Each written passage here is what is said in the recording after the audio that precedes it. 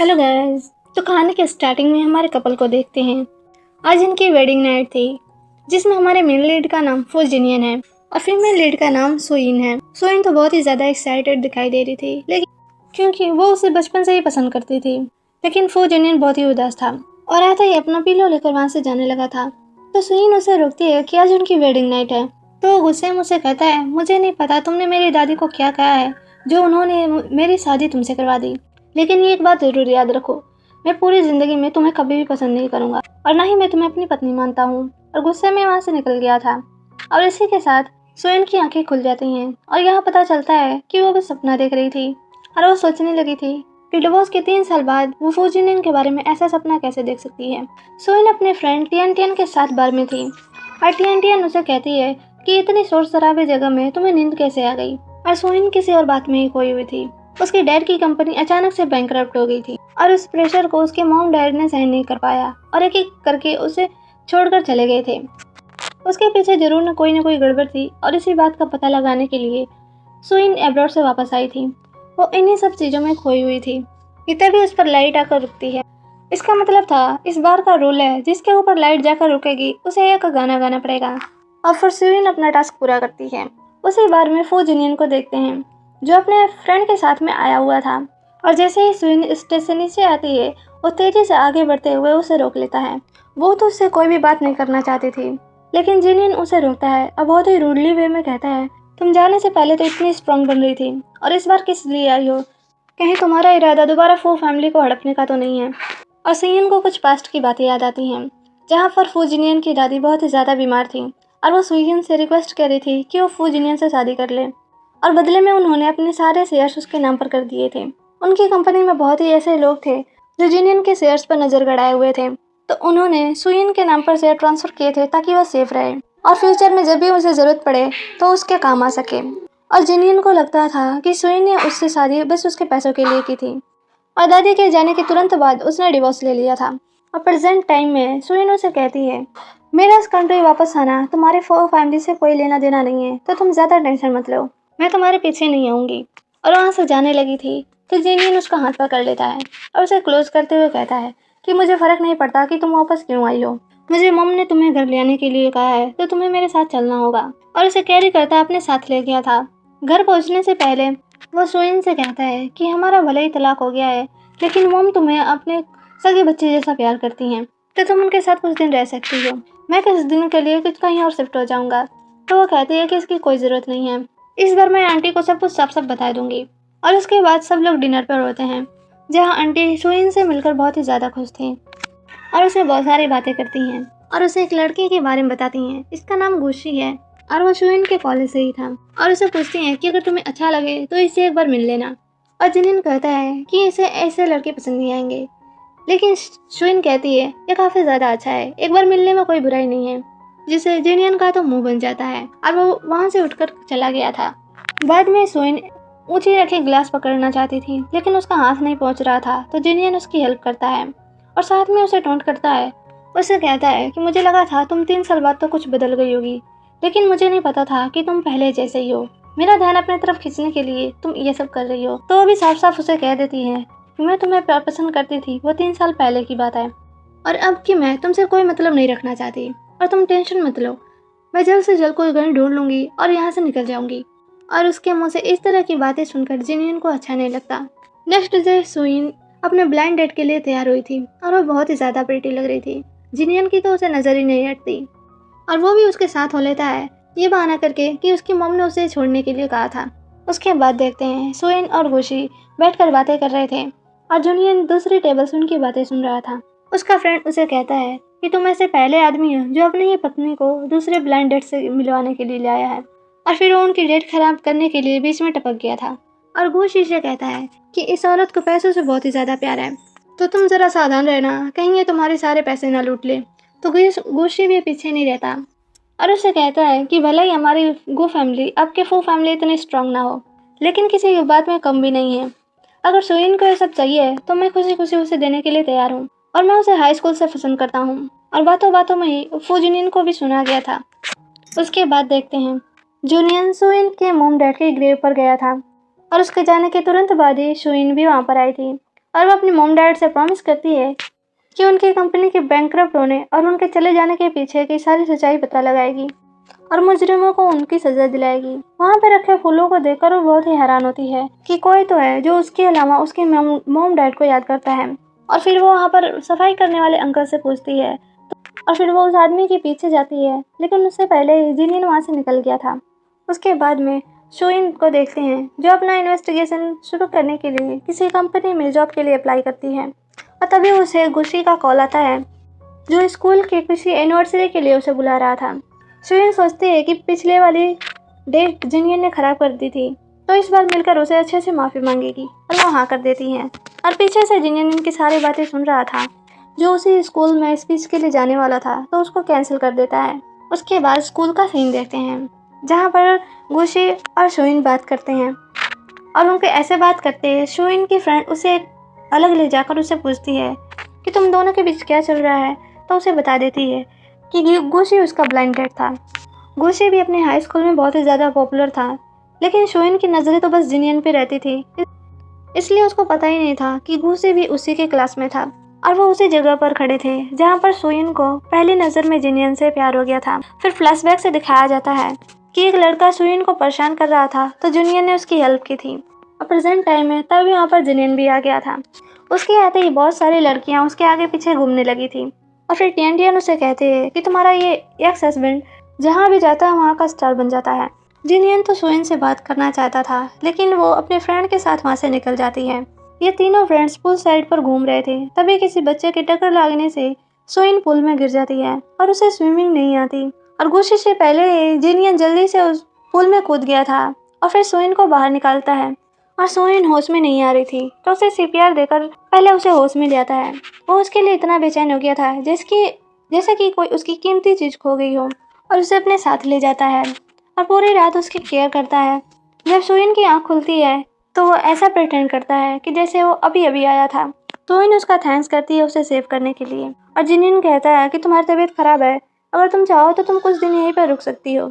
और उसकी बात पूरा होने से पहले ही शोइन उससे कहती है कि मुझे नया घर मिल गया है, मैं कल ही यहाँ से शिफ्ट हो जाऊँगी। पिछले कुछ दिनों में मैंने तुम्हें बहुत परेशान किया है, उसके लिए सॉरी।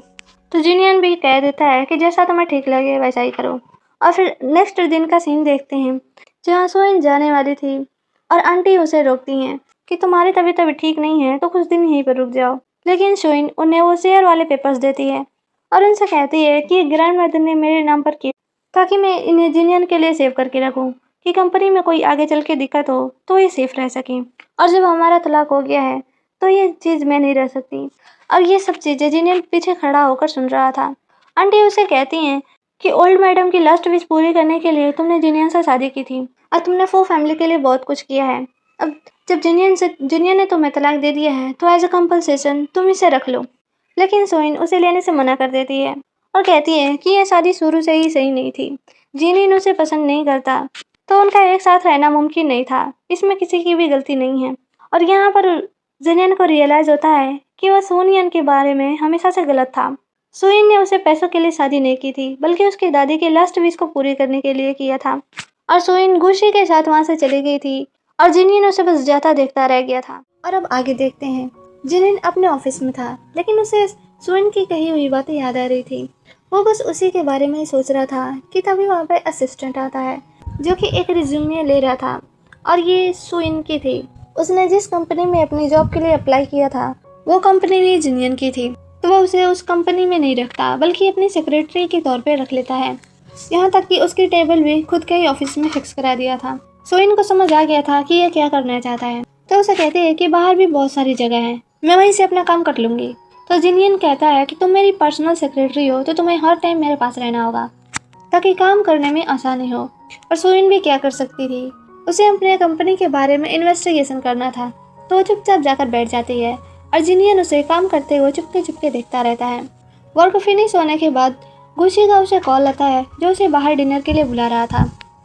तो शोइन जानबूझकर अपना फ़ोन स्पीकर पे कर देती है ताकि जिनियन सुन सके। और जब उसे पता चलता है कि शोइन कहीं बाहर जाने का प्लान बना रही है तो वो उसे अपने साथ बिजनेस ट्रिप पर ले गया था और वहाँ पर उन्हें एक एक रूम शेयर करना पड़ता है।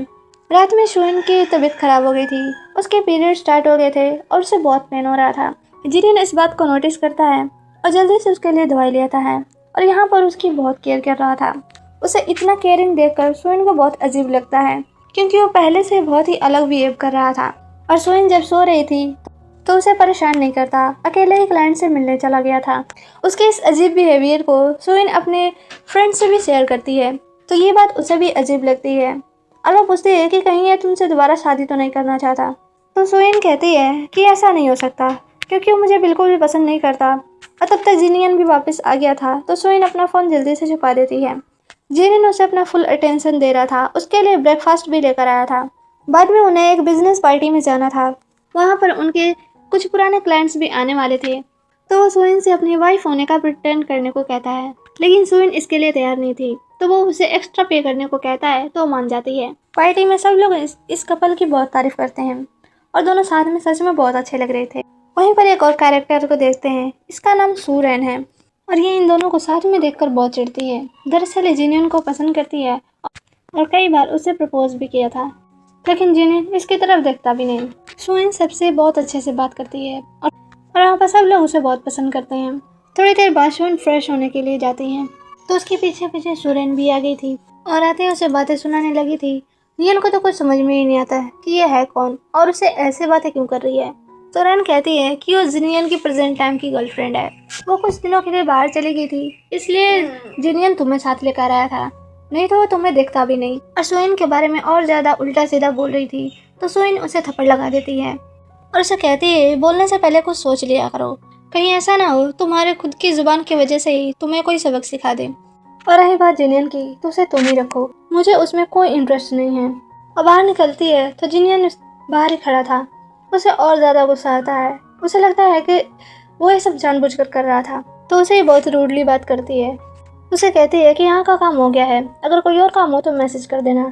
जिनियन को तो कुछ समझ में ही नहीं आता कि ये थोड़ी देर पहले तो ठीक थी, अभी इसको क्या हो गया। वापसी के टाइम भी सोइन उसे एक भी बात नहीं करती और घर पहुंचने के बाद पता चलता है कि जिनियन भी उसके सामने वाले घर में ही रहता है। उसे बहुत मेहनत के बाद ये फ्लैट यहाँ पर मिला था।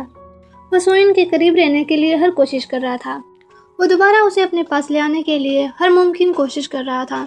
रात में जिनियन की तबीयत खराब हो गई थी और वो सोइन को मैसेज करता है और वो उसके मैसेज को पहले तो इग्नोर करती है और बाद में फिर चली भी गई थी। जिनियन के पेट में दर्द हो रहा था, तो सोइन पहले तो उसे मेडिसिन देती है और फिर उसकी केयर कर रही थी। जिनियन उसके क्लोज होकर पूछता है कि तुम अब भी मुझे लाइक करती हो, और वो कुछ जवाब देती उससे पहले ही जिनियन के फ़ोन पे सूरन की कॉल आने लगी थी, तो उसे दूर कर देती है और फिर सोचने लगी थी कि जिनियन से दोबारा उलझना नहीं है। इस टाइम सबसे ज़रूरी चीज़ है उसके कंपनी के बारे में पता लगाना। और फिर अगले सीन में देखते हैं, जिनियन मीटिंग के लिए गया हुआ था, तो मौका पाकर सोइन उसके कंप्यूटर से कुछ फाइलें कॉपी करने लगी थी, लेकिन असिस्टेंट को इस बारे में पता चल जाता है, तो वो जिनियन को इस बारे में बताता है।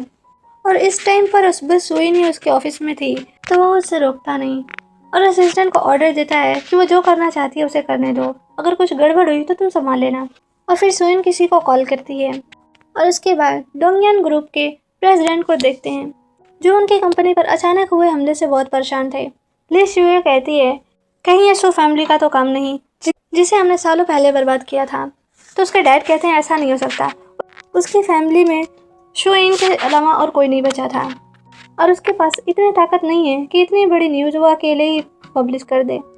उसके बाद देखते हैं जिनियन के कंपनी के कोलीग्स पार्टी के लिए बार में थे और सब लोग मिलकर ट्रूथ और डेयर का गेम खेलते हैं, जहाँ पर एक कोलीग को डेयर मिले पर सेक्सी डांस करना था और सोइन उसके डांस को बहुत एंजॉय कर रही थी और जिनियन की जेलसी तो देखने वाली थी और वो सोइन के आंखों के सामने अपना हाथ लगा दिया था ताकि वो देख ना सके और इरिटेट होकर वो उसके हाथ पर ही बैठ कर लेती है।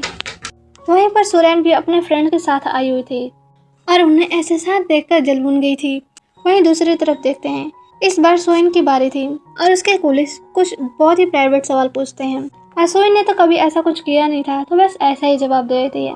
और उसे सुनने के बाद जिनियन का गुस्सा देखने वाला था और वह गुस्से में ड्रिंक डालने को कहता है और ये सूरन थी जो उसके ड्रिंक में कुछ मिला देती है और उसे पीने के बाद जिनियन बहुत ही परेशान हो गया था, उसे बहुत ही गर्मी लग रही थी और वह सोइन के क्लोज होने लगा था, तो उसे खुद से दूर करती है और वहाँ से चली गई थी। और वापस आती है तो देखती है कि जिनियन को कोई अपने साथ ले जा रहा था, तो उसे इग्नोर करती है कि उसकी गर्लफ्रेंड है, तो वो चाहे जिसके साथ जाए, मुझे उससे क्या लेना देना।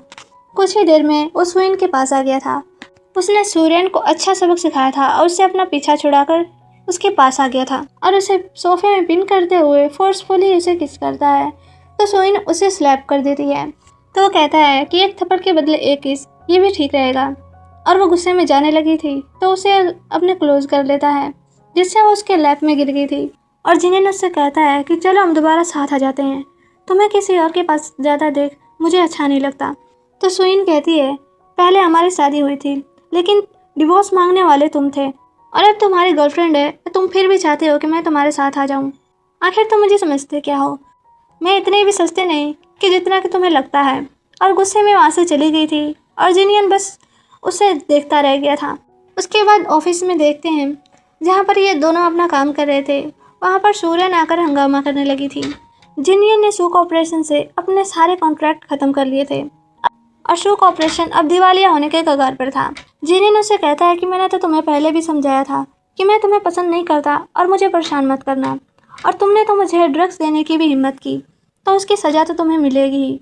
और सूर्यन अपना गुस्सा सुइन पर निकालने लगी थी कि अगर तुम ना होती तो जिनियन और मेरा रिश्ता बहुत अच्छा होता। और इनके हाथापाई में सुइन गिर जाती है और उसके सिर पर चोट लग गई थी।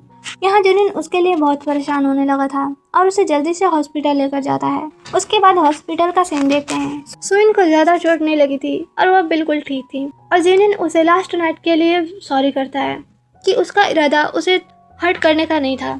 और सुइन उसे और ज़्यादा उलझ कर नहीं रहना चाहती थी। उसे जल्द से जल्द अपने फैमिली के बारे में पता लगाना था, तो उसे अपना रेजिग्नेशन लेटर देती है और उसे थैंक्स करती है उसकी केयर करने के लिए। जिनियन को समझ में नहीं आ रहा था कि सब कुछ तो अच्छा चल रहा था तो वो अचानक से रिज़ाइन क्यों कर रही है। और तभी वहाँ पर हाथों में बुके लिए गुशी आ गया था, तो जिनियन को दिखाते हुए उसके साथ चली गई थी और वार्ड से बाहर आते ही उसका फ़ोन वापस कर देती है और उसे सॉरी करती है कि वो बस उसका यूज़ कर रही थी। और फिर गुसी को भी छोड़कर वहाँ से चली गई थी। और फिर नेक्स्ट सीन में देखते हैं जिनियन अपने फ्रेंड के साथ था और उससे एडवाइस मांग रहा था कि वो सुइन को कैसे मनाए। तो वो कहता है कि जब वो तुमसे बहुत ज़्यादा प्यार करती थी तब तुमने उसे देखा तक नहीं, और जब वो तुम्हें छोड़ दी है तो तुम उसे दोबारा पाना चाहते हो। और उसे बताता है कि गुसी आज सुइन को प्रपोज करने वाला है, शायद अब तक तो उनका काम बन भी गया होगा। और इतना सुनना ही था कि वो वहाँ से निकल गया था। और वहीं दूसरी तरफ देखते हैं गुसी सुइन को प्रपोज करता है और वो कुछ जवाब देती उससे पहले ही जिनियन उसे अपने साथ भगा कर ले गया था। कुछ दूर जाने के बाद सुइन उसे रोककर पूछती है कि अब तुम ये क्या कर रहे हो। तो वो फोर्सफुली उसे किस करता है और सुइन उसे दूर करती है। तो कहता है चाहे वो गुसी हो या कोई और, मैं किसी को भी तुम्हारे पास नहीं आने दूंगा। तो सुइन कहती है कि तुम भूलो मत, 3 साल पहले तलाक मांगने वाले तुम्हें थे और तुमने कहा था कि तुम मेरे जैसी औरत को कभी पसंद नहीं करोगे। तो अब तुम्हें क्या हो गया? अपनी गलती पर पछतावा हो रहा है। और सच भी यही था कि जिनियन को अब पछतावा हो रहा था कि 3 साल पहले उसने सुइन को डिवोर्स क्यों दिया था। सुइन तो उसे सुनाने के बाद वहाँ से चली गई थी, लेकिन जिनियन वहीं पर खड़ा रह गया था। अब उसके बाद देखते हैं घर जाने के बाद सुइन गुशी को मैसेज करती है और उसे सॉरी करती है कि जिनियन ने उनके बीच सब कुछ एक बार फिर से खराब कर दिया था और उसे कोई आगे की होप नहीं देना चाहती थी। तो उसे कहती है कि वो उसे बस एक अच्छा फ्रेंड समझती है और वो हमेशा रहेगा, लेकिन इसके अलावा उनके बीच कुछ नहीं हो सकता। तभी उसकी डोर बेल होती है और यहाँ जिनियन ने उसके लिए फ्लावर भेजा था। तो डिलीवरी वाले से कहती है कि इसे वापस ले जाओ, अगर नहीं ले जाना तो इसे फेंक देना, और साथ ही उसे ब्लॉक भी कर दिया था। और जिनियन हेल्प के लिए फिर से अपने फ्रेंड लीजाओ के पास पहुंचा हुआ था और उसे कहता है कि अगर हमारी शादी दोबारा हो गई तो मैं तुम्हें मेन टेबल पर बैठाऊंगा। और वो कहता है कि पहले ब्लॉक लिस्ट से बाहर तो आ जाओ, उसके बाद शादी के बारे में सोचना। और फिर तरस खाकर उसकी हेल्प कर ही देता है। सुइन की फ्रेंड टियान टियान लीजाओ की सिस्टर थी और उन्हें ट्रिप के बहाने वहाँ पर बुला लिया था। इन बेस्टीज को यकीन ही नहीं हो रहा था कि आज ये सब इतने मेहरबान क्यों हो रहे हैं। उसके बाद दोनों फ्रेंड एक ही पास सोने की जिद करती हैं। लीजाओ मुश्किल से अपने सिस्टर को वहाँ से लेकर जाता है ताकि जिनियन को सुइन से बात करने का मौका मिल सके। और मौका मिलते ही जिनियन सुइन के पास था। उसने नियन को अलग अलग नंबरों से इतने सारे मैसेज किए थे, लेकिन उसने एक का भी रिप्लाई नहीं दिया। और यही बात वो उससे पूछता है तो वो कहती है कि तुमने ही सिखाया है जिसे पसंद ना करो उसे इग्नोर करना चाहिए। तो वो पूछता है तो तुम मुझे इस तरह से बदला ले रही हो। तो वो कहती है कि हमारा उस तलाक के साथ ही सब कुछ खत्म हो गया था और अब हमारे लिए अच्छा यही होगा कि हम अपने अपने रास्ते चलें। तो वो कहता है कि हम एक दूसरे को इतने अच्छी तरह से जानते हैं तो ये रिश्ता इतनी आसानी से तो खत्म नहीं होगा। तो शोइन कहती है कि तुम मुझसे इस तरह से बदला ले रहे हो क्योंकि मैंने तुमसे पहले शादी के लिए हाँ कहा था और मुझे अच्छे से पता है कि तुम मुझसे प्यार नहीं करते। ये बस तुम्हारा ईगो है जो तुम्हें आगे नहीं बढ़ने दे रहा है। पहले मैं तुमसे प्यार करती थी, तुम्हारे पीछे पीछे भागती थी, और बस ये तुम एक्सेप्ट नहीं कर पा रहे कि अब तुम्हारे पीछे पीछे भागने वाला कोई नहीं है। तो जिनियन कहता है कि ऐसा मैं क्या करूं जिससे तुम्हें यकीन हो जाए। और उसकी बातें पूरा होने से पहले ही सुइन कहती है, मैं बस चाहती हूँ कि तुम मुझसे दूर रहो, जितना हो सके उतना। वो इतने रूड वे में कह रही थी कि जिनियन को बहुत हर्ट होता है और वो वहाँ से चला गया था। उसके जाते ही सुइन को एक मैसेज मिलता है जिसमें लिखा था कि अगर उसे अपने फादर के बारे में जानना है तो उस एड्रेस पर आ जाए। और नेक्स्ट डे ही सुइन वहाँ पर पहुंची हुई थी जहाँ पर कुछ गुंडे उसे किडनैप कर लेते हैं। ये ली डोंगयान के आदमी थे। वो सुइन से एक चीज़ के बारे में पूछते हैं जो उसके फादर ने उसके लिए छोड़ा था, लेकिन इसके बारे में सुइन को भी नहीं पता था। लेकिन उसे ये रियलाइज़ ज़रूर हो गया था कि अगर ये लोग उस चीज़ के लिए इतनी सारी मेहनत कर रहे हैं तो उसमें ज़रूर कोई खास होगा। और फिर वो ऐसे ही कह देते हैं कि वो चीज़ फू फैमिली में है। उसे पता था फू फैमिली में हाथ डालने की हिम्मत किसी में भी नहीं है। उन्हें कुछ मिला तो नहीं था, लेकिन वो सुइन के साथ मिसबिहेव करने लगे थे। और तब तक वहाँ पर जिनियन भी आ गया था। सुइन ने वहाँ पहुँचने से पहले उसे मैसेज कर दिया था कि अगर आधे घंटे में वापस ना आए तो उसे ढूंढ ले। जिनियन को देखते ही वो लोग तो वहाँ से भाग गए थे और अब सुइन बिल्कुल सेफ थी। जिनियन उसे अपने साथ लेकर जाता है।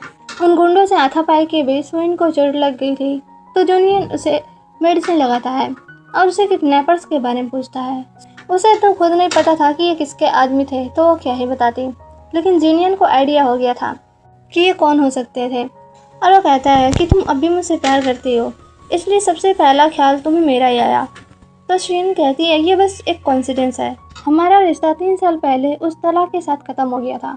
वो तो तुम हो जो हाथ धोकर मेरे पीछे पड़े हो। मैंने तुम्हें पहले ही कह दिया था कि मैं तुम्हें अब पसंद नहीं करती।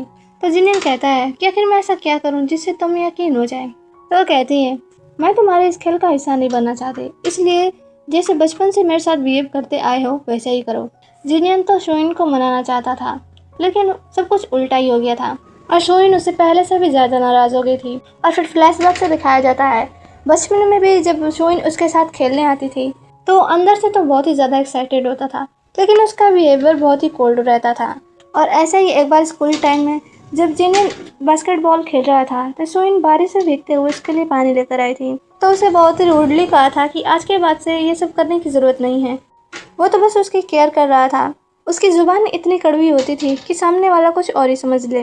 और इस बार भी ऐसा ही था, काम बढ़ने के बजाय और बिगड़ गया था। उसके बाद ली डोंगयान को देखते हैं। अपना प्लान फेल होने के बाद वो बहुत ही गुस्से में था।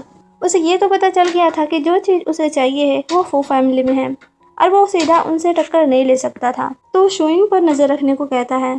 उसके बाद अगले सीन में देखते हैं सुइन अपने फ्रेंड से अपनी नई जॉब के बारे में डिस्कशन करते हुए जा रही थी। उसे रियलाइज़ होता है कि कोई उसका पीछा कर रहा है, तो भागते हुए जिनियन से टकरा गई थी और अब जिनियन इस मामले को खुद ही सॉल्व करने वाला था। और उसके बाद अगले सीन में देखते हैं सुइन के हाथ में डोंगयान ग्रुप के बारे में कुछ इन्फॉर्मेशन थी। ये सारी चीज़ें जिनियन ने खुद इन्वेस्टिगेशन करवाई थी और उसके बाद उसे पता चलता है कि लिन फैमिली के बैंकरप्सी के पीछे लिन डोंगयान का ही हाथ था।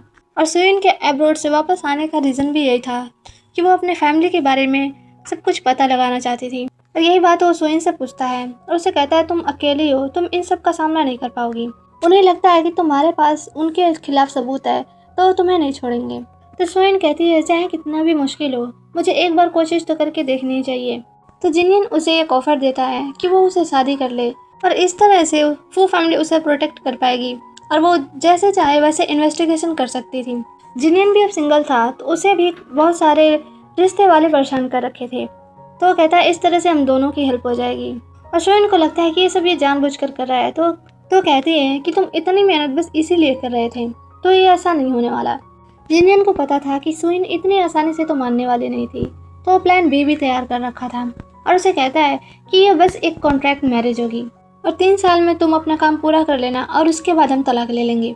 सुइन का प्लान भी अच्छा लगता है और वो एक शर्त रखती है कि इन 3 सालों के बीच उनका कोई भी फिजिकल कॉन्टैक्ट नहीं होगा और वो इस शर्त को मान जाता है। वो तो पहले से ही इसके लिए तैयार बैठा था, उसे तो बस चाहिए कि सुइन उसके पास रहे। और वो नेक्स्ट डे ही अपना मैरिज सर्टिफिकेट भी ले लेते हैं। सुइन को तो अब भी यकीन नहीं हो रहा था कि उसने जिनियन से दोबारा शादी कर ली है, पर यह शादी बिल्कुल ही अलग थी। जिनियन की तो सबसे बड़ी विश पूरी हो गई थी तो तो वो पीछे कहाँ रहने वाला था। वह तुरंत ही अपने सर्टिफिकेट का फ़ोटोज़ पूरे ग्रुप में शेयर कर देता है। उसके बाद तो उसकी क्लास ही लग गई थी। उसकी मॉम उसे बहुत डांट रही थी कि वो ऐसे ही किसी लड़की से शादी कैसे कर सकता है। अब वो शोइन को अपना क्या मुंह दिखाएंगी, और वो उन्हें रिलैक्स रहने को कहता है। और जब मिसेस फो को पता चलता है कि उसकी नई दुल्हन शोइन है तो वो बहुत ही ज़्यादा खुश होती हैं। वो तो पहले से ही शोइन को अपनी सगी बेटी की तरह मानती थी, और अब तो उनकी खुशी का ठिकाना ही नहीं था। उसके बाद देखते हैं जिनियन के फ़ोन पे बहुत सारे मैसेज आ रहे थे। उसके फ्रेंड सर्कल में किसी को भी यकीन ही नहीं हो रहा था कि जिनियन ने दोबारा शादी कर ली है। सब लोग उसकी वाइफ के बारे में पूछ रहे थे। और फिर वो अपने फ्रेंड लीज़ा को कॉल करता है और उसे उसका नेक्स्ट डे अपना बर्थडे सेलिब्रेट करने को कहता है। वो क्या करना चाहता है ये तो हमें आगे ही पता चलेगा। और उसके बाद बर्थडे पार्टी का सीन देखते हैं, जहाँ टियन टियन अपने भाई से पूछती है कि तुम्हारा बर्थडे तो 3 महीने बाद है, तो तुम अभी सेलिब्रेट क्यों कर रहे हो। और वो उसे कहता है कि बस एंजॉय करो, फालतू बातों पर ध्यान मत दो। तभी हमारे कपल की एंट्री हो गई थी। दोनों को ऐसे साथ देकर सभी लोग हैरान थे, क्योंकि इनका तो पहले तलाक हो गया था। जिनियन ने स्पेशल कहकर गुशी को भी वहाँ पर बुलाया था ताकि वो अपनी आंखों से सब कुछ देख सके। उन दोनों को ऐसे साथ देकर गुशी को तो जैसे दुनिया ही थम गई थी। और फिर जिनियन सुइन को अपनी वाइफ के रूप में सबसे इंट्रोड्यूस करवाता है। वो गुशी को दिखाना चाहता था कि उन दोनों के इस खेल में अब जिनियन जीत चुका है और गुशी का अब कोई चांस नहीं है। गुशी बेचारा बहुत ही हार्ट ब्रोकन हो गया था और वो जिनियन से कहता है कि मानना पड़ेगा, घटिया चाल चलना तो कोई तुमसे सीखे। और जिनियन उसे कहता है कि तुम ऐसे बिहेव मत करो कि जैसे मैंने तुम्हारा सब कुछ छीन लिया हो। जो तुम्हारा है वो तुम्हें कभी छोड़कर नहीं जाएगा। कुछ देर बाद जिनियन सुइन को नील डाउन होकर प्रपोज करता है। उसे थैंक्स करता है कि उसे दोबारा मौका देने के लिए। इस टाइम को बहुत दिनों से इंतजार कर रहा था और ये रिंग भी उसने पर्सनली खुद डिजाइन किया था। जिनियन ये सब कुछ अपने दिल से कर रहा था, लेकिन सुइन को ये सब बस एक नाटक लग रहा था ताकि कोई उनके रिश्ते पर शक न करे। पार्टी ओवर होने के बाद वो रिंग उसके वापस करने लगी थी, तो जिनियन कहता है कि इसे तुम अपने पास ही रखो, वैसे भी ये ज्यादा महंगी नहीं है और ये सब बस दिखावे के लिए था। और फिर उसे अपने घर शिफ्ट होने को कहता है ताकि सुइन भी सेफ रहे और बाकी लोगों को भी शक ना हो, स्पेशली उसकी मॉम को। और ली डोंगयान को जब पता चलेगा कि हमारी शादी हो गई है तो उसे हम पे और भी ज्यादा शक होगा। और जब हम नाटक कर ही रहे हैं तो थोड़ा अच्छे से करते हैं। और सुइन भी इसके लिए एग्री हो गई थी। और फिर तो वो जिनियन के साथ शिफ्ट हो जाती है। उनके कॉन्ट्रैक्ट के हिसाब से उन्हें अलग अलग ही रहना था, तो जिनियन उसे अपना मेन बेडरूम दे देता है। और तभी पावर कट ऑफ हो जाती है। सुइन को अंधेरे से बहुत डर लगता है और वो जिनियन को हक कर लेती है और उसे तो बस एक मौका चाहिए था सुइन के क्लोज आने का, और उसे टाइटली हक बैक करता है। सुइन तो उसे दूर होना चाहती थी, लेकिन वो कहता है कि यहाँ पर अंधेरा है और तुम्हें यहाँ के बारे में कुछ भी नहीं पता, और उसे कैरी करता है बेडरूम तक ले जाता है। और यहाँ भी उसे फ्लर्ट करने में कोई कसर नहीं छोड़ता। आगे नेक्स्ट डे का सीन देखते हैं, जहाँ सुइन अपने नए जॉब पर होती है। ये एक एंटरटेनमेंट कंपनी है और यहाँ पर वो गलती से ली शियाओशी से टकरा जाती है। सुइन तो उसे सॉरी करती है और शियाओशी एक नंबर की घमंडी लड़की थी। उसे अपने फादर और फैमिली का बहुत घमंड है और उसे लगता है कि सुइन भी ऑडिशन देने के लिए आई है, तो उसे नीचा दिखाते हुए बातें सुनाने लगी थी। उसकी बातों से सुइन को पता चलता है कि ये ली डोंगयान की बेटी है। सुइन वहाँ पर तो कुछ नहीं कहती, लेकिन ऑडिशन के टाइम पे वो सीधे उसे रिजेक्ट कर देती है। उसकी एक्टिंग इतनी खराब थी कि उसको कहीं पर भी साइड रोल भी ना मिले, लेकिन इस टाइम पर वो मेन लीड थी। और सीआईए को भी सियुन के बारे में पता चल गया था और उसे रिजेक्ट करने की वजह से और गुस्से में आ जाती है और उसे कहने लगती है कि पर्सनल मैटर्स को बीच में मत लेकर आओ। तो सुइन कहती है कि हम दोनों तो एक दूसरे को जानते तक नहीं, तो हमारी पर्सनल दुश्मनी कैसे हो सकती है। और सीआईए को जवाब देती उसे पहले ही सियुन और लॉबी वाला सीसीटीवी फुटेज वहाँ पर प्ले कर देती है, जिसमें सियुन उसे बातें सुना रही थी और उसे कह रही थी कि उसके लिए इस रोल को पहले ही खरीद लिया गया है। ऐसा कुछ देखने के बाद शियायू को वहाँ से निकाल दिया जाता है और वो सीधे अपने डैड के पास पहुँचती है और उनसे शिकायत करने लगी थी। तो उल्टा उसे ही शांत रहने को कहते हैं, क्योंकि जो चीज़ उन्हें चाहिए थी अभी उनके हाथ में नहीं आई थी और तब तक वो शियुन का कुछ नहीं कर सकते थे। लेकिन शियू को ऐसे शांति कहाँ मिलने वाली थी। और जब शियू ने अपना काम खत्म करके बाहर निकलती है तो शियू के क्रेजी फैंस उसे घेर लेते हैं और उसे क्रिटिसाइज करने लगे थे। और उसी बीच एक आदमी शोइन पर एसिड फेंक देता है, लेकिन उससे पहले जिनियन बीच में आ गया था, तो सारा एसिड उसके ऊपर आ गया था और वो वहीं पर फेंट हो जाता है। और शोइन उसके लिए वरीड होने लगी थी और उसके बाद हॉस्पिटल का दिखाया जाता है। वो चीज़ नकली थी, इसलिए जिनियन ज़्यादा इंजर्ड नहीं हुआ था।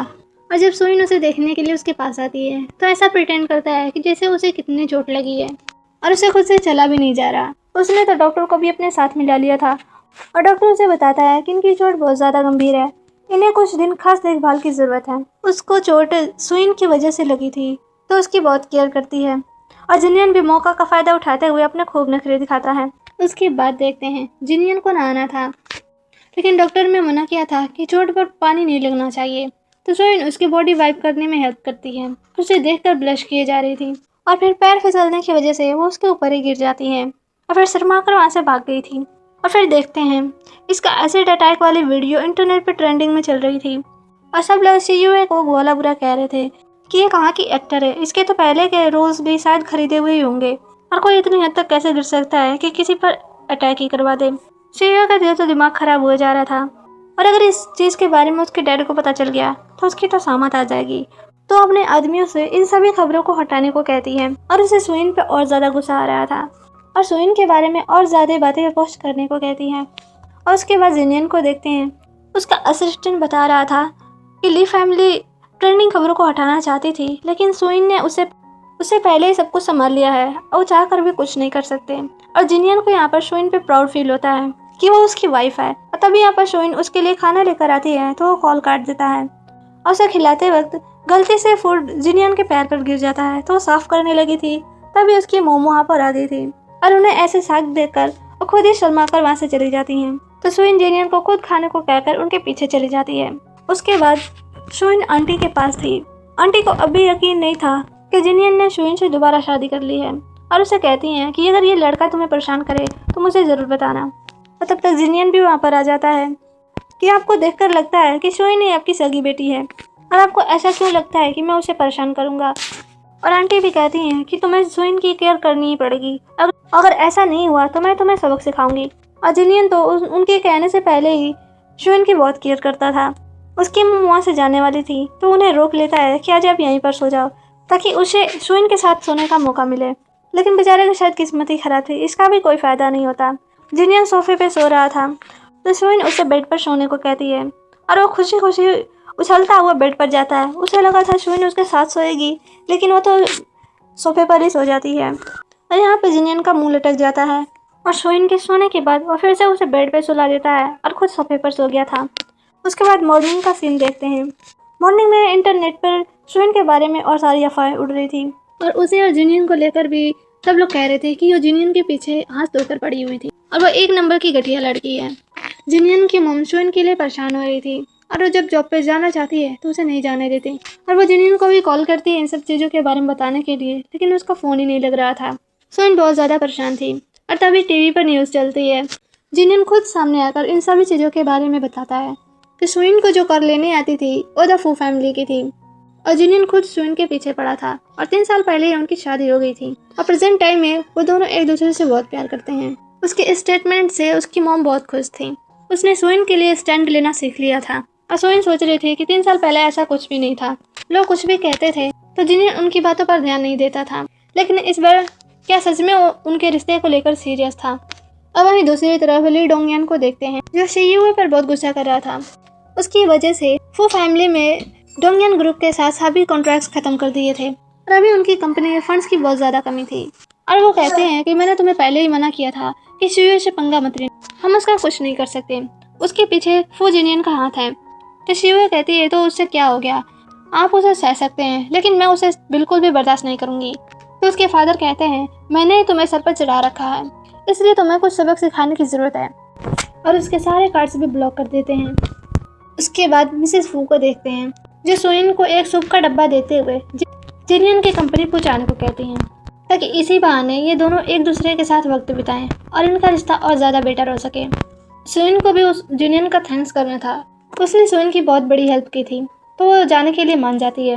और जब जिनियन को पता चलता है कि सुइन उसके लिए सूप लेकर आ रही है तो उसका बहुत ही बेसब्री से इंतज़ार कर रहा था और फिर असिस्टेंट उसे बताता है कि सुइन का एक्सीडेंट हो गया है। और उसके बाद हॉस्पिटल का सीन देखते हैं। जिनियन सुइन के लिए बहुत ही ज़्यादा वरीड था और असिस्टेंट उसे बताता है कि ये ली फैमिली का काम है और तब तक सुइन को भी होश आ गया था। जिनियन उसे कहता है कि आज के बाद से तुम अकेले कहीं नहीं जाओगी, अगर कहीं तुम्हें जाना हो तो मैं तुम्हारे साथ चलूँगा। और सुइन उसे कहते हैं कि कार का ब्रेक फेल हो गया था, ज़्यादा कोई बड़ी बात नहीं हुई। और यहाँ जिनियन उसे कहता है कि अगर वो चाहे तो ली डोंगयान को एक बार में ही सबक सिखा सकता है, लेकिन सुइन उन्हें इतनी आसानी से सज़ा नहीं देने वाली थी। और वो कहती है कि धीरे धीरे वो खुद इस चीज़ का हिसाब करेगी। और जिनियन भी उसके लिए मान गया था और देखकर लग रहा था कि अब सोइन जिनियन पर थोड़ा थोड़ा भरोसा तो करने लगी है, उसके साथ थोड़ा फ्री होने लगी थी। और फिर वो उससे कहती है कि वो अपने पुश्तैनी घर वापस जाना चाहती है, जो चीज़ उन्हें चाहिए थी शायद वो वहीं पर हो, तो वो भी उसके लिए मान जाता है। और फिर उसके बाद देखते हैं वो दोनों सोइन के ओल्ड हाउस पर थे। उसने अपना सारा बचपन यहीं पर बिताया था, लेकिन उनके कंपनी के बैंकरप्सी के बाद उसका ये घर ऑक्शन में दे दिया गया था और किसी ने इसे बहुत ही सीक्रेटली खरीद लिया था।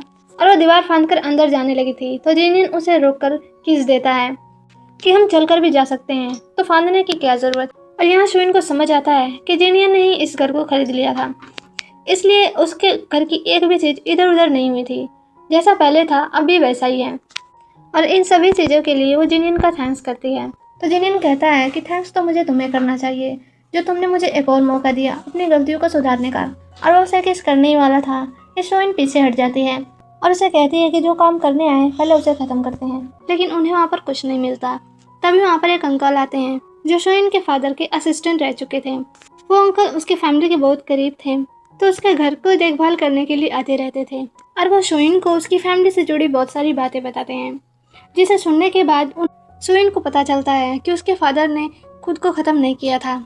असिस्टेंट अंकल पहले चेक करना चाहते थे, लेकिन उस टाइम की सीसीटीवी फुटेज भी डिलीट कर दी गई थी। और सोइन के पेरेंट्स उसके लिए कोई चीज़ छोड़ कर गए थे जिसके बारे में उन्हें अभी कुछ नहीं पता। सोइन बहुत ज़्यादा सैड थी और वो बहुत ज़्यादा ड्रिंक कर लेती हैं, तो जिनियन उसे संभालता है। उसे सुलाकर जाने वाला था तो सोइन उसे रोक लेती है और वो नशे में ही कुछ बड़बड़ा रही थी। तो जिनियन उससे कहता है कि अगर उसे अपनी फीलिंग्स के बारे में पहले पता होता तो उसे इतना हर्ट नहीं होने देता, और उसे प्रॉमिस करता है कि अब के बाद से उसे कभी भी हर्ट नहीं होने देगा। और मॉर्निंग में जब सोइन की आंख खुलती है तो वो जिनियन के बाहों में थी। उसे रात का कुछ भी याद नहीं था और उसे पूछने लगती है कि कहीं मैंने कुछ उल्टा सीधा तो नहीं किया, और उसे लास्ट नाइट को लेकर उसे टीज करता है। तो वो शर्मा कर वहाँ से भाग गई थी। और उसके बाद सब लोग टेम्पल में होते हैं। आज उनके फैमिली का प्रेयर करने का दिन था और सभी लोग वहीं पर गए हुए थे। और यहाँ सोइन जिनियन और उसके फैमिली के लिए हैप्पीनेस और हेल्थ के लिए प्रेयर करती है। और जिनियन जब पूछता है तो उसे नहीं बताती। और जिनियन भी सोइन के लिए प्रेयर करता है कि उसकी लाइफ में हमेशा हैप्पीनेस बनी रहे। वहीं पर शूरान को देखते हैं जो एक सफाई का काम कर रही थी, और वो शियुन को इतना हैप्पी देखकर उसे बददुआ देती है। और तभी वहाँ पर लिन शियुया उसे मिलने के लिए आती है। ये दोनों शियुन को खुश नहीं देख सकती थी, तो शियुया शूरान को एक पार्टी इनविटेशन का कार्ड देती है। दोनों का दुश्मन एक ही था, तो ये दोनों हाथ मिला लेती हैं। और पार्टी में रैंडल सोइन को अपनी बातों से उकसाने की कोशिश करती है, और सोइन उसके ही भाषा में उसे बहुत ही अच्छे से जवाब देती है। और जब उसकी बातों का उस पर कोई असर नहीं होता तो उसको फैमिली को लेकर कहने लगी थी कि तुम्हारी लिन फैमिली को किसी ने ख़त्म कर दिया और इसके बारे में तुम कभी नहीं जान पाओगी। इसमें बहुत लोगों का फ़ायदा है और यहाँ पर बात करना सही नहीं है, और अगर तुम्हें इन सब चीज़ों के बारे में जानना है तो मेरे साथ चलो। सोइन को तो यकीन ही नहीं हो रहा था कि जो चीज़ जिनियन भी नहीं ढूंढ पाया वो इसके पास कैसे हो सकती है, और अगर वो नहीं जाती है तो सबूत का पाने का आखिरी मौका भी चला जाएगा। और जब वो उसके बताए हुए जगह पर जाती है तो वहाँ पर शूरैन तो नहीं मिलती, लेकिन शियुया उसे अपने आदमियों के साथ घेर लेती है। वो दोनों ही मिली हुई थी। सोइन जिनियन को कॉल करती है तो उधर से रैंडन की आवाज़ आ रही थी। अब सोइन के पास भागने का कोई रास्ता नहीं था, तो उन्हें अपनी बातों में उलझाकर वहाँ से निकल जाती है। लेकिन आगे मेन गेट बंद था, जिसे देखने के बाद तो शियुया खुश होने लगी थी कि सोइन अब भागकर नहीं जा पाएगी। और तभी जिनियन का असिस्टेंट वहाँ पर अपने आदमियों के साथ आ गया था। और वहीं दूसरी तरफ देखते हैं जिनियन को जब सोइन कहीं दिखाई नहीं देती तो उसे ढूंढने लगा था, और रैंडन उसे कहती है कि सोइन किसी मुसीबत में है, और शियुया उसे अपने साथ ले गई है और उसी बहाने ले जाकर उसे कमरे में बंद कर देती है और चुपके से उसका फ़ोन भी निकाल लिया था। और ये वही समय है जब सोइन ने जिनियन को कॉल किया था। और प्रेजेंट टाइम में रैंडन को ही पकड़ लेते हैं, लेकिन उसने पहले ही जिनियन को ड्रग्स दे दिया था। सोइन जल्दी से जिनियन के पास जाती है और यहाँ पता चलता है कि शियू को यहाँ पर दोनों ने पहले ही देख लिया था, और उसने अंदाज़ा हो गया था कि यहाँ पर ये कुछ तो गड़बड़ करने आए हैं। और उसके बाद इन दोनों ने मिलकर ही प्लान बनाया था। ड्रग्स की वजह से जिनियन की हालत ख़राब होने लगी थी और उस पर खुद पर कंट्रोल करना मुश्किल हो रहा था, और वो सोइन को हर्ट नहीं करना चाहता था, तो उसे बाहर निकाल देता है। उसने सोइन की इतनी हेल्प की थी और अपने रिश्ते को लेकर भी अब सीरियस था, तो सोइन खुद उसके पास जाती है और फिर दोनों अपना टाइम साथ बिताते हैं। उसके बाद देखते हैं शियुया के डैड ली डोंगयान जिनियन से मिलने के लिए आते हैं, और उसे रिक्वेस्ट करते हैं कि वो शिवा को छोड़ दे और बदले में वो जैसा चाहे वैसा कंपनसेशन बता सकते हैं। लेकिन जिनियन छोड़ने के मूड में बिल्कुल भी नहीं था और उनसे कहता है कि सालों पहले तुमने मेरे फादर इन लॉ को मरने पर मजबूर कर दिया था, तो तुम्हें क्या लगता है कि ये मामला इतनी आसानी से ख़त्म हो जाएगा? और ली डोंगयान को समझ आ गया था कि उसकी सच्चाई अब और छुपने वाली नहीं है, तो वहाँ से भागने लगा था कि तभी वहाँ पर पुलिस आ जाती है और उसे अपने साथ ले जाती है। उसके बाद सीन को देखते हैं जो बहुत ही ज़्यादा खुश थी और कुछ ज़्यादा ही ड्रिंक कर ली थी, तो जिनियन उसे संभालता है और इन दोनों के बीच सभी चीज़ें बिल्कुल ठीक हो गई थी और दोनों एक दूसरे के साथ बहुत ही ज़्यादा खुश थे। शोइन को गुशी की कॉल आती है। वो शोइन की कंपनी के साथ कोलैबोरेशन करना चाहता था और इसी के सिलसिले में उसे मिलने के लिए बाहर बुलाता है। शोइन उसे मिलने जाने वाली थी, यही सुनकर जिनियन बहुत जेलस होता है। शोइन उसे समझाते हैं कि वो बस फ्रेंड्स हैं और वो उससे एज अ फ्रेंड से मिलने जा रही है, तो वो भी उसके साथ जाता है।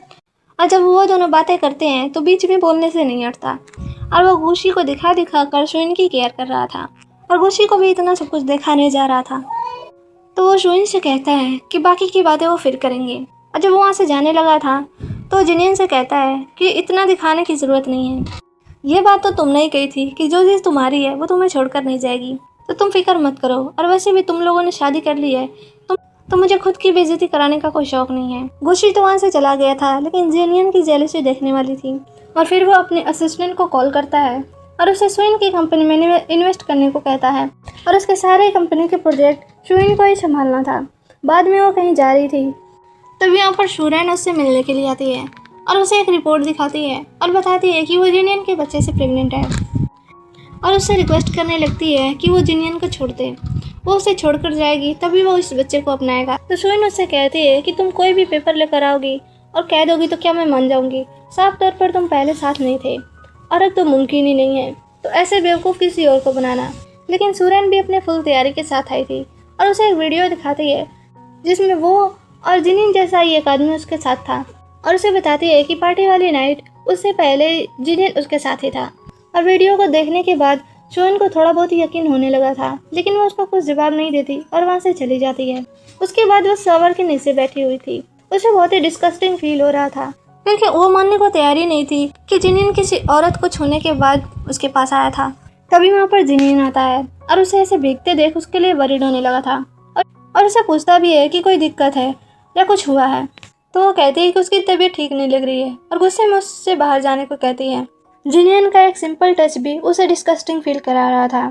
थोड़ी देर में बाहर आते ही उसे कहती है कि मैं तुम्हारी कंपनी का कोई भी प्रोजेक्ट नहीं संभाल पाऊंगी, मैं इसके लायक नहीं हूँ। तुम्हारे पास और भी ज़्यादा टैलेंटेड लोग हैं, तुम ये प्रोजेक्ट उन्हें दे सकते हो। तो यहाँ पर जिनियन को गुस्सा आ जाता है और उसे कहता है कि मेरा प्रोजेक्ट गुशी से कहीं ज़्यादा बेहतर है और तुम्हें 2-3 गुना ज़्यादा प्रॉफिट भी देगा। तो शोइन कहती है कि हमारी शादी शुरू से ही कॉन्ट्रैक्ट मैरिज थी, इसे इतना ज़्यादा आगे नहीं बढ़ना चाहिए था, हमें अपने पर्सनल और प्रोफेशनल लाइफ को अलग रखना है। और साथ ही उसे कहने लगी थी कि अगर कोई काम ना हो तो ऐसे ही मेरे कमरे में ना आया करो। जिनियन उसे समझाने की कोशिश करता है तो उसे दूर कर देती है और उसे कहती है कि जब भी टाइम मिले हमें चलकर डिवोर्स ले लेना चाहिए। और जिनियन भी गुस्से में वहाँ से निकल जाता है। हमारे कपल के बीच बहुत ही बड़ी गलतफहमी हो गई थी और दोनों ही अपने फ्रेंड के पास जाकर उन्हें अपनी बातें शेयर करते हैं। जिनियन को इस बात का गुस्सा था कि वो अपनी पूरी कोशिश कर रहा है, लेकिन शोइन को कुछ दिखाई ही नहीं देता। माना कि पहले उसने बहुत गलतियां की हैं, लेकिन वो अब सुधार करना चाहता है। और दूसरी तरफ शोइन टियन के पास रो रही थी। उसकी फ्रेंड उसे काम डाउन करती है और उसका मन बहलाने के लिए बहुत सारे मेल स्कॉट्स बुला देती है। शोइन को ये सब अच्छा नहीं लग रहा था, तो टियन उसे बढ़ावा देती है। तो शोइन में भी थोड़ी बहुत हिम्मत आ गई थी और इन्हें इस तरह से जिनियन का फ्रेंड देख लेता है। और फिर क्या था, जिनियन तुरंत ही वहाँ पर आ गया था और कैरी करते अपने साथ ले गया था। और फिर उसे पूछता है कि उन्हें छूना बहुत अच्छा लग रहा होगा ना। वो कहती है तुमसे तो अच्छे ही थे। और यहाँ पर जिनियन की जेलसी देखने वाली थी। वो शोइन को फोर्सफुली किस करता है और बदले में शोइन उसे बहुत ही ज़ोर से बाइट कर लेती है और वो बस गुस्से में उसे देख रहा था और उसे कहता है कि अगर तुम इससे ही खुश हो तो यही सही। और एक बात और, हमारी शादी कभी भी एग्रीमेंट नहीं थी, तो तलाक के बारे में तो तुम भूल ही जाओ। मैं तुम्हें तलाक कभी नहीं दूंगा और ना ही दोबारा वह गलती दोहराऊंगा जो मैंने पहले की थी। और गुस्से में ही वहाँ से निकल गया था। बाद में शोइन को देखते हैं जो अपने पेरेंट्स के ग्रेव पर थी। इस टाइम पर बहुत ही ज़्यादा सैड थी और अपनी ज़िंदगी की सारी चीज़ें अपने मॉम डैड से शेयर करती है। तभी वहाँ पर सफाई करने वाले अंकल आते हैं, जो उसे सीसीटीवी फुटेज दिखाते हैं जो पहले सुइन ने मांगा था। और यहाँ उसे पता चलता है उसके अलावा उसकी मॉम डैड का केयर करने वाला शख्स जीनियन है। उसे तो यकीन ही नहीं हो रहा था कि उनके डिवोर्स के बाद भी जीनियन उनके पेरेंट्स के ग्रेव पर रहता था, जबकि वो उसे तो पसंद भी नहीं करता। और फिर वो अंकल से पूछती है कि सर्विलांस में कोई गड़बड़ तो नहीं। तो अंकल बताते हैं कि ऐसा नहीं हो सकता, वो बहुत पहले से यहाँ पर आता है। अंकल उससे पूछते हैं कि उनका रिलेशन क्या है, तो सुइन उनसे बताती है कि वो उसका हस्बैंड है और फिर यार उनकी लड़ाई चल रही थी। तो अंकल उसे समझाते हैं कि हर कपल के बीच लड़ाई झगड़ा तो होता ही है और कई बार हमारे आंखों से देखी हुई बात भी गलत हो सकती है। और यहाँ पर सुइन को समझ आ जाता है और इस बारे में वो जीनियन से पूरी क्लियरली पूछने वाली थी। और तभी जीनियन उसके पास आता है। उसने भी अपने असिस्टेंट से पता लगा लिया था उसका अचानक से बिहेवियर चेंज होने से पहले सूरन उससे मिलने आई थी। और फिर दोनों आपस में बात करते हैं और फिर दोनों की सारी गलतफहमियां दूर हो गई थी। जेनियन सुइन से पूछता है कि क्या उसे अब भी अलग होना है, तो वो मना करती है और दोनों के बीच फिर से सब कुछ ठीक हो गया था। और फिर दोनों अपना क्वालिटी टाइम स्पेंड करते हैं। बाद में जेनियन सूरन से मिलने जाता है। उसके आदमियों ने उसे पकड़ लिया था और वो कहने लगती है कि उसने कुछ भी नहीं किया, वो तो सुइन है जो तुम पर विश्वास नहीं करती। उसे ये अंदाज़ा नहीं था कि सुइन भी वहीं पर है और वो बाहर आ जाती है और कहती है कि इसका मतलब वो वीडियो और वो रिकॉर्डिंग मैंने खुद ही बनाई थी। तो यहाँ शूरन उनसे माफ़ी मांगने लगते हैं। ये सभी प्लान्स ली शुए के थे, इसमें उसकी कोई गलती नहीं है और उसे छोड़ने के लिए रिक्वेस्ट करने लगी थी। लेकिन जिनियन इस मामले को इतनी आसानी से छोड़ने वाला नहीं था। उसकी गलतियों के सारे सबूत उसने पहले ही पुलिस को दे दिया था और फिर उसको भी उसकी सही जगह पर पहुंचा देता है। और फिर दूसरी तरफ देखते हैं ली फैमिली के इस बाप बेटी को, जो अभी जेल से बाहर ही आए थे और आते ही सुइन के खिलाफ प्लानिंग प्लॉटिंग करने लगते हैं। उसके बाद जिनियन के घर पर देखते हैं सभी लोग बैठकर आपस में बातें कर रहे थे। मिसेस फू कहती हैं जब से सुइन देश वापस आई है तब से ही ली फैमिली उसके पीछे हाथ धोकर पड़ी हुई है। आखिर ये करना क्या चाहते हैं? तो सुइन यहाँ पर सब कुछ बता देती है कि उसके फैमिली के जाने के पीछे और उसकी कंपनी बैंकरप्सी के पीछे सब कुछ ली फैमिली का ही हाथ था और इस चीज़ का वो बहुत दिनों से इन्वेस्टिगेशन कर रही थी। और उसके बाद से यही पता चलता है कि इन सभी चीज़ों के पीछे ली डोंगयान का ही हाथ है। मिसेस फू लिन फैमिली के बहुत करीब थी। तो जिनियन अपनी माँ से पूछता है कि कोई ऐसी चीज़ है जो सुइन के पेरेंट्स उसके लिए छोड़ कर गए थे। तो मिसेस फू को याद आता है और बहुत सोचने के बाद मिसेस फू को याद आता है कि सुइन के पेरेंट्स ने उन्हें एक चीज़ दी थी जो सुइन को तभी देना है जब उसका बेबी हो जाए। और वो लेकर आती हैं तो वो सच में बच्चों की कुछ ज्वेलरीज थी, लेकिन उस डब्बे में कुछ सस्पिशियस था। सुइन उसे खोल कर देखती है तो उसमें एक पेन ड्राइव था और यही वो चीज़ है जिसे ली डोंगयान हर कीमत पर पाना चाहता है। और फिर वो उसे प्ले करके देखते हैं जिसमें ली डोंगयान सुइन के फादर को छत से धक्का दे रहा था। ये देखकर सुइन बहुत रोती है और फिर अपने पेरेंट्स से प्रॉमिस करती है कि ली डोंगयान को उसके की सज़ा दिलाकर रहेगी। तभी जिनियन को कॉल आता है। ली डोंगयान ने उसके प्रोजेक्ट्स में मुश्किलें खड़ी करना शुरू कर दिया था और सभी बोर्ड्स मेंबर जिनियन से बात करना चाहते थे तो वहाँ से चला जाता है।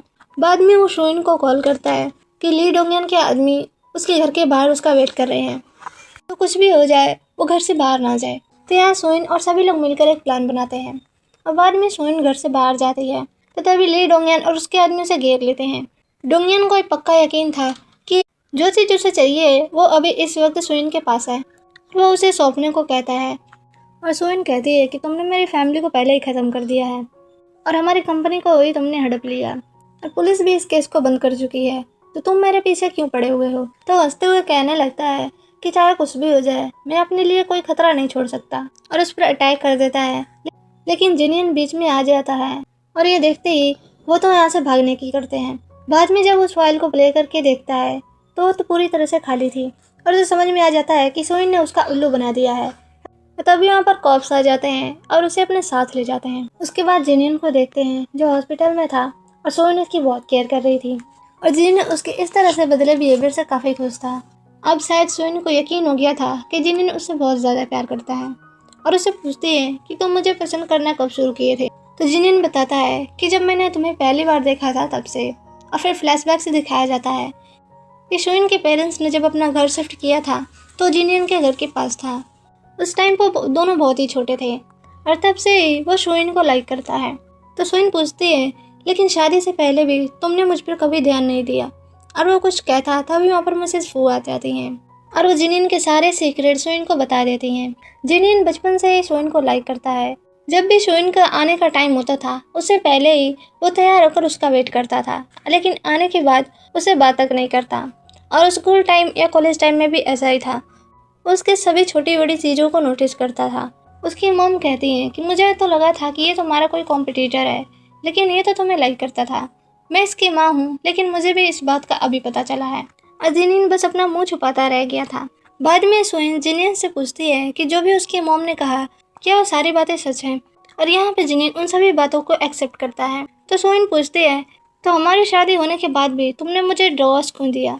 तो जिनियन कहता है कि मुझे लगा था कि तुम मेरे साथ इतनी अच्छी सिर्फ मेरे पैसों के लिए हो, और ये मुझे मंजूर नहीं कि तुम मुझसे बस मेरे पैसों के लिए शादी करो। सोइन थोड़ी सी नाराज़ होने लगी थी तो उसे मनाता है, और यहाँ पर अपनी फीलिंग्स भी एक्सेप्ट करता है कि वो सोइन को बहुत लंबे समय से और बहुत ही ज़्यादा प्यार करता है। और फिर वो अपने ग्रैंड मदर के शेयर्स भी उसे वापस कर देता है, क्योंकि उसने कभी उस पर साइन ही नहीं किया था, जो पहले से ही सोइन के नाम पर थे। दोनों की लाइफ काफ़ी अच्छी चल रही थी और सोइन भी अपने करियर में काफ़ी अच्छा कर रही थी। अब तो जिनियन गुशी से भी जलन नहीं करता, और इन दोनों को एक साथ देखकर गुशी भी काफ़ी खुश था। बाद में सोइन कहीं जा रही थी और तभी उसे किडनैप कर लेते हैं, और ये ली शियुए थी। ये सच में अपनी हरकतों से बाज नहीं आने वाली, और उसे कहती है कि तुम्हारी वजह से हमारी पूरी ज़िंदगी बर्बाद हो गई है। अगर तुम नहीं होती तो हम इस हालत में नहीं आते। तो सोइन कहते हैं कि तुम्हारे फादर ने बहुत सारी गलतियाँ की थी, उन्हें उनके किए की सज़ा तो मिलनी थी। और सोइन यहाँ पर पागलों की तरह बिहेव करने लगती है और अपने आदमियों से उसे सबक सिखाने को कहती है, और साथ में एक वीडियो भी बना रही थी ताकि वह सोइन को बदनाम कर सके। और सोइन अपनी चालाकी से उन्हें अपनी बातों में फंसाकर वहाँ से भाग निकलती है, और बहुत डरी सहमी हुई बैठी हुई थी कि तभी वहाँ पर जिनियन उसे ढूंढते हुए आ गया था। और तब तक ली शियुए और उसके आदमियों को भी पकड़ लेते हैं। यहाँ पर शियुए कहने लगती है मैंने कुछ भी नहीं किया, मैं तो बस सोइन से कुछ पुरानी बातें ताज़ा कर रही थी। तो सोइन कहती है कि तुम तो अभी कह रही थी कि मैंने तुम्हारे फादर को बर्बाद किया है, तो तुम मुझे भी ख़त्म करना चाहती हो। और यहाँ पर शियुए तो पूरी तरह से ही पलट जाती है और खुद ही कहने लगती है कि हमारी फैमिली इसी चीज़ की हकदार थी, प्लीज़ मुझे जाने दो। तो सोइन उसे कहती है कि अगर तुम बाप बेटी के बीच इतना ही प्यार है तो हम तुम्हें मिला ही देते हैं। और इतना कहते ही वो फेंट हो जाती है, और फिर पता चलता है कि सोइन प्रेग्नेंट है, और यह प्रेगनेंसी की शुरुआती लक्षण है। यह चीज़ जो जिनियन को खुश कर देती है, और उसकी खुशी का कोई ठिकाना ही नहीं था। वो बहुत ही ज़्यादा खुश था। और फिर कुछ महीनों बाद का सीन देखते हैं। सोइन को बेबी बॉय हुआ था और जिनियन बहुत खुश था। अब इनकी फैमिली पूरी तरह से कंप्लीट हो गई थी। और इसी के साथ यह स्टोरी यहीं पर ख़त्म होती है। और अगर आपको ये स्टोरी अच्छी लगी हो तो रेड हार्ट कमेंट करना मत भूलिएगा, और ऐसे ही और स्टोरीज़ के लिए चैनल को सब्सक्राइब करना मत भूलिएगा, ताकि जब भी नई स्टोरी आए तो सबसे पहले आप तक पहुँचे। तब तक के लिए take care. Thanks for watching.